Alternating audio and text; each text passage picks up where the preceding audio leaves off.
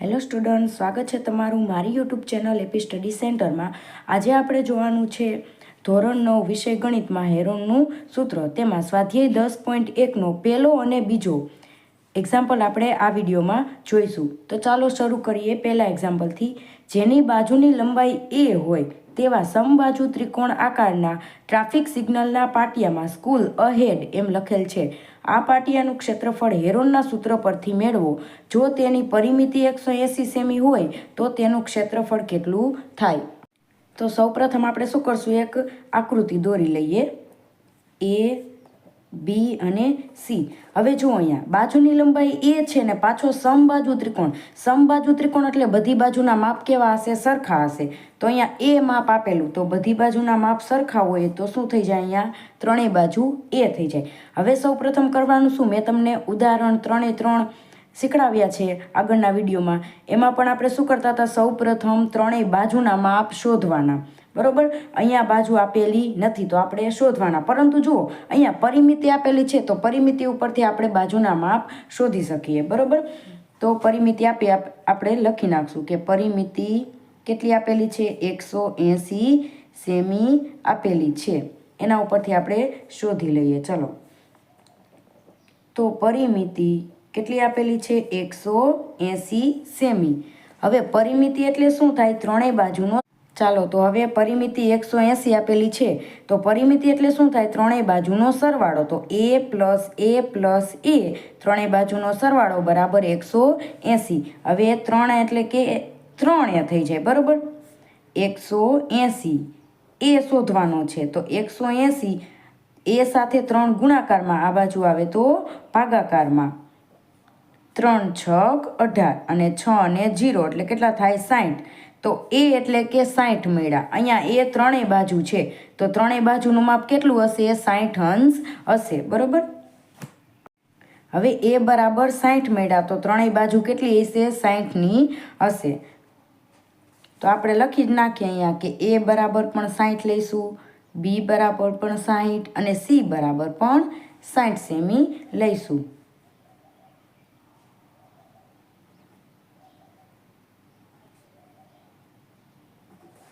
ચાલો, હવે ત્રણેય બાજુ મળી ગઈ તો હવે શું કરવાનું? આગળ અર્ધ પરિમિતિ એસ શોધવાનું.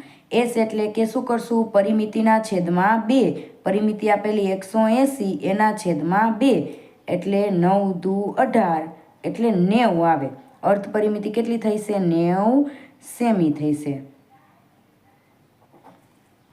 ચાલો, હવે ત્રણેય બાજુનું માપ પણ છે, અર્ધ પરિમિતિ પણ છે, તો હવે શું શોધવાનું આપણે? ત્રિકોણનું ક્ષેત્રફળ.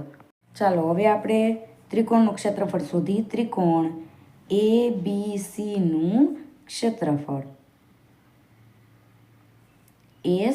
એસ માઇનસ એ, એસ માઇનસ બી, એસ માઇનસ સી. જ્યાં એસ આપણે શોધી લીધા 90. એસ એટલે કે 90 અને ત્રણેય બાજુ કેટલી છે? 60ની છે તો અહીંયા 60 મૂકવાના. અહીંયા પણ 90 માઇનસ 60 અને અહીંયા પણ 90 માઇનસ 60. 90 ના 90. આગળના વિડીયો લેક્ચરમાં ઉદાહરણમાં કીધું તો એવી જ રીતે ત્રણેય કૌંસ છે અને છૂટા કરીને બાદબાકી કરી નાખવાની. 90માંથી 60 જાય તો કેટલા વધે? 30. અહીંયા પણ 30 અને અહીંયા પણ 30. હવે અહીંયા બધા વચ્ચે ગુણાકારની નિશાની છે.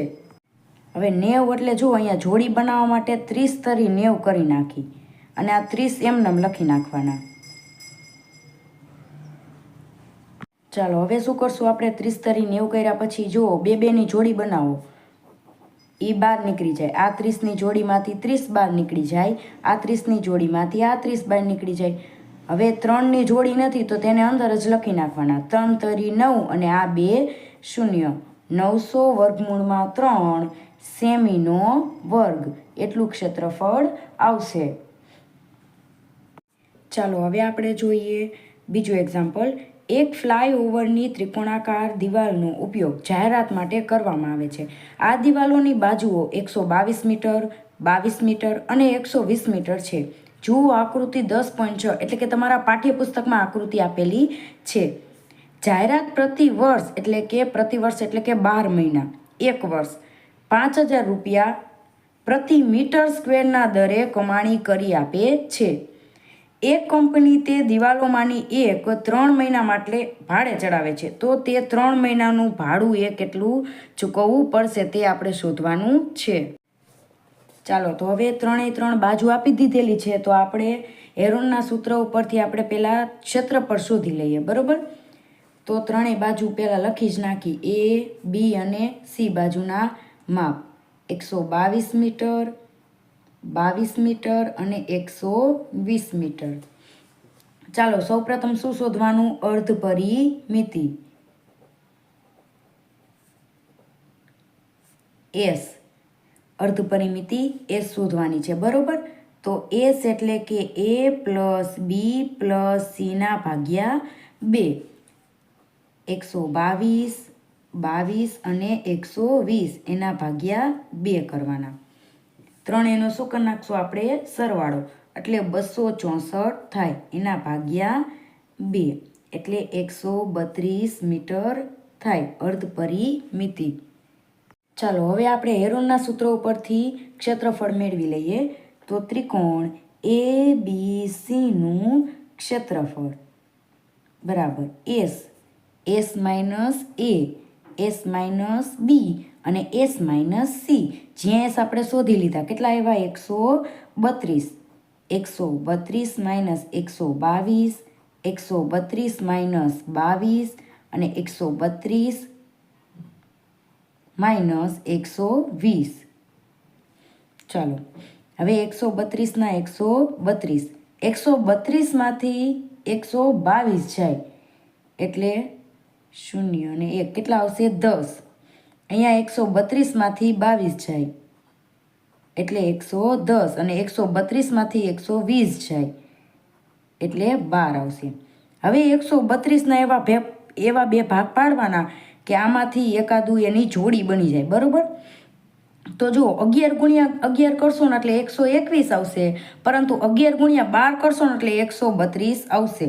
તો 11 ગુણ્યા શું કરી નાખશું આપણે? આના અવયવ પાડી દીધા. 11 ગુણ્યા 12 એટલે 132, 10ના 10. હવે 110 એટલે કે 11 ગુણ્યા 10 કરો એટલે 110 આવે.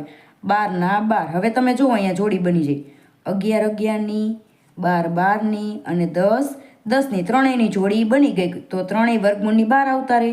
11, 12 અને 10. તો વર્ગમૂળની અંદર કાંઈ વધે નહીં. બરોબર, ચાલો, હવે ત્રણેયનો શું કરી નાખશું? ગુણાકાર. હવે 11 ગુણ્યા 12 એટલે આપણને ખબર છે 132 અને પાછળ આ 0 મીટરનો વર્ગ, તો 1320 મીટરનો વર્ગ આવે ક્ષેત્રફળ.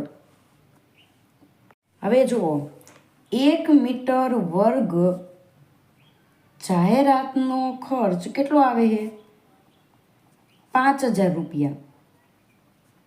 પરંતુ અત્યારે આપણે ક્ષેત્રફળ મેળવ્યું, કેટલું હતું? 1320 મીટર વર્ગ જાહેરાત છે તેની દિવાલ. બરોબર, એનું ક્ષેત્રફળ છે 1320 મીટરનો વર્ગ. એની જાહેરાતનો ખર્ચ કેટલો હોય? કુલ ખર્ચ. બરોબર, તો 1320 ગુણ્યા 5000, તો 132 ગુણ્યા 5 કરી નાખશે.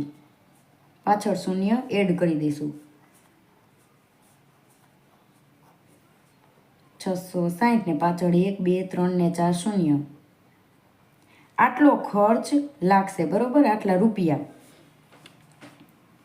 આખી દિવાલના. કેટલા દિવાલનું ક્ષેત્રફળ છે? 1320 મીટરનો વર્ગમાં આટલો ખર્ચ લાગશે. હવે 12 મહિનાનો કુલ આટલો ખર્ચ લાગે છે, પરંતુ આપણે 3 મહિનાનું જ ભાડું જોઈએ છે. બરોબર, તો જોઈએ તો 12 માસનો ખર્ચ કેટલો લાગે છે? 12 મહિનાનો જાહેરાતનો ખર્ચ આટલા રૂપિયા છે. બરોબર, તો 3 માસનો જાહેરાતનો ખર્ચ કેટલા રૂપિયા થાય? અહીંયા ચોકડી ગુણાકાર કરી નાખવાનો. 3 ગુણ્યા 66 લાખ છેદમાં 12. 3 ચોક 12 થાય. અહીંયા 2 દુ 4 કરો તો અહીંયા 33 દુ કરી નાખવાના. બરોબર, 2 2 કેન્સલ થઈ જાય, તો ઉપર વધે 33, પાછળ આ 0 અને છેદમાં 2. હવે એનો ભાગાકાર કરી નાખો. જુઓ, 2 એકા 2, ઉપરથી ઉતરે 3, 2 છક 12, ઉપરથી આવે 0, 2 પંચા ને 10. હવે આ પાછળના શૂન્ય એડ કરી દેવાના. કેટલા આવ્યા? 165 અને પાછળ આ 4 શૂન્ય. બરોબર, એટલા રૂપિયા લાગશે.